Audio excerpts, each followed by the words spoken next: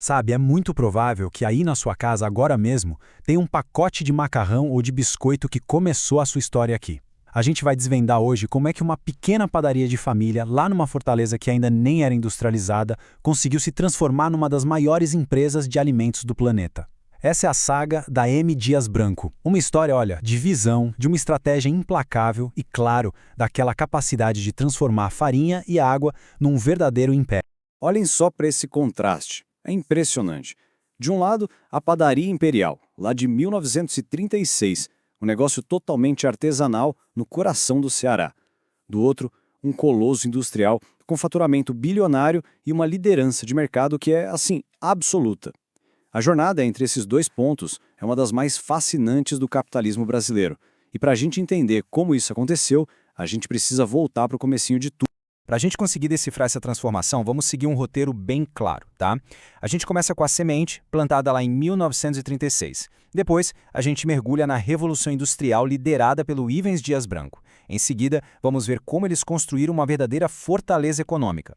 A quarta parte é a conquista do Brasil e, por fim, a gente analisa o legado e os desafios que o futuro reserva. Bom, tudo começa aqui. Pensa na Fortaleza da década de 30, uma cidade com uma economia ainda frágil, onde quase toda a produção de comida era artesanal, feita à mão. Foi nesse cenário que o imigrante português Manuel Dias Branco fundou a Padaria Imperial. E o nome, Imperial, já entregava a ambição que ele tinha, né?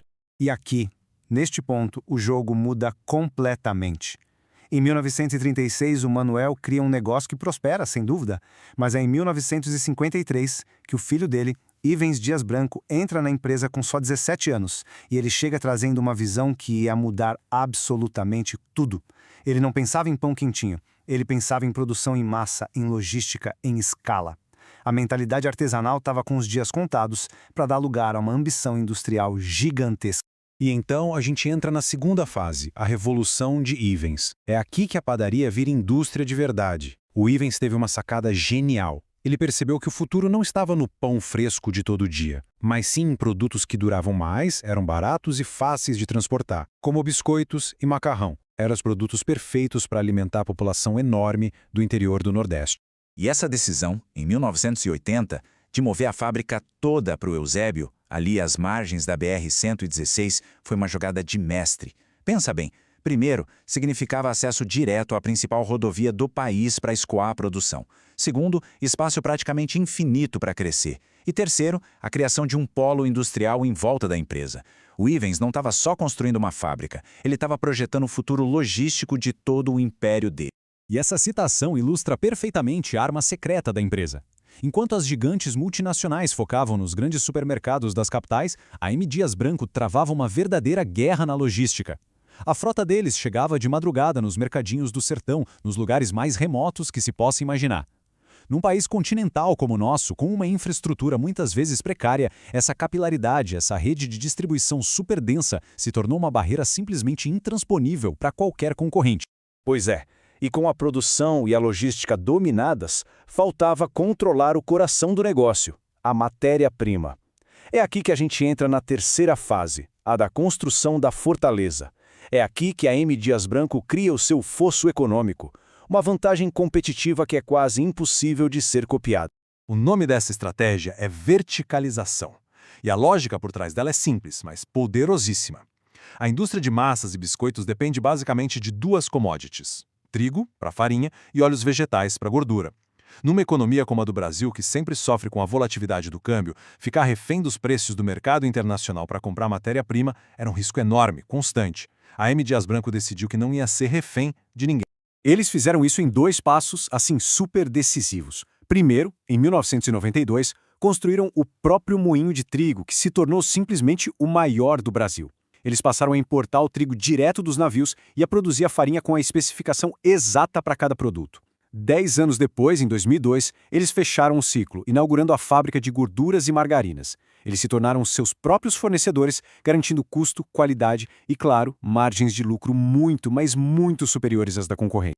Com a fortaleza erguida lá no Nordeste e gerando um caixa super robusto, a empresa estava pronta para o próximo passo. Agora a gente entra na quarta fase, que a gente pode chamar de Era Pac-Man, a conquista do Brasil. Em 2006, um IPO de sucesso, que é aquela oferta pública inicial que abre o capital da empresa na Bolsa de Valores, injetou o dinheiro necessário para a M. Dias Branco ir às compras e consolidar o mercado nacional de vez. E que sequência de aquisições, hein?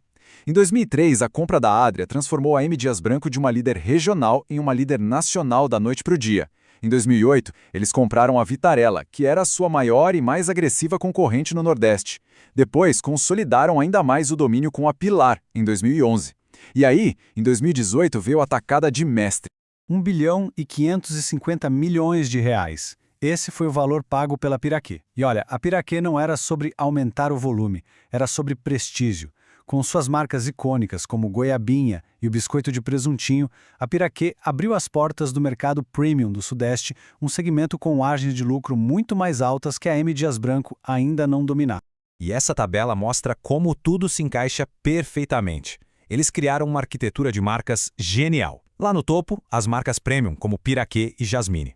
No meio, as gigantes de volume, como Vitarella e Fortaleza, que são a referência do mercado. E na base, as marcas de combate, com preços bem baixos para defender o mercado de qualquer um que tente entrar. Eles simplesmente cobrem todos os flancos. Bom, vamos agora para a última parte da nossa análise. Em 2016, Ivens Dias Branco faleceu, encerrando uma era inteira. Mas, graças a uma sucessão muito bem planejada, o bastão foi passado para uma nova geração que agora enfrenta novos desafios e busca novas fronteiras para a companhia. E o novo campo de batalha é o da saudabilidade. Percebendo a mudança nos hábitos do consumidor, a empresa agiu rápido. Adquiriu marcas como a Jasmine, que é referência em produtos orgânicos integrais, e a Fit Food, focada em snacks saudáveis. A estratégia é clara: usar a sua gigantesca força de distribuição para levar esses novos produtos a todos os cantos do Brasil. O resultado de toda essa estratégia pode ser visto aqui, de forma bem clara. Desde a abertura de capital, lá em 2006, a receita líquida da empresa saltou de 1,8 bilhão para impressionantes 9,6 bilhões de reais. É um crescimento monumental que reflete a execução consistente de uma visão de longo prazo. E hoje, a posição deles é de domínio absoluto. Eles detêm quase 1/3 de todo o mercado de biscoitos e também de massas do Brasil. Os números não mentem. Aquela padaria que virou fábrica, que virou Fortaleza, é hoje a dona incontestável da mesa de milhões de brasileiros. O que nos leva à pergunta final. A M. Dias Branco provou ser mestre em transformar commodities em produtos de massa com uma eficiência imbatível. Mas a questão que fica no ar é: essa mesma máquina, construída para dominar o mundo dos carboidratos tradicionais, será capaz de conquistar o futuro da alimentação saudável? O próximo capítulo dessa saga já está sendo escrito.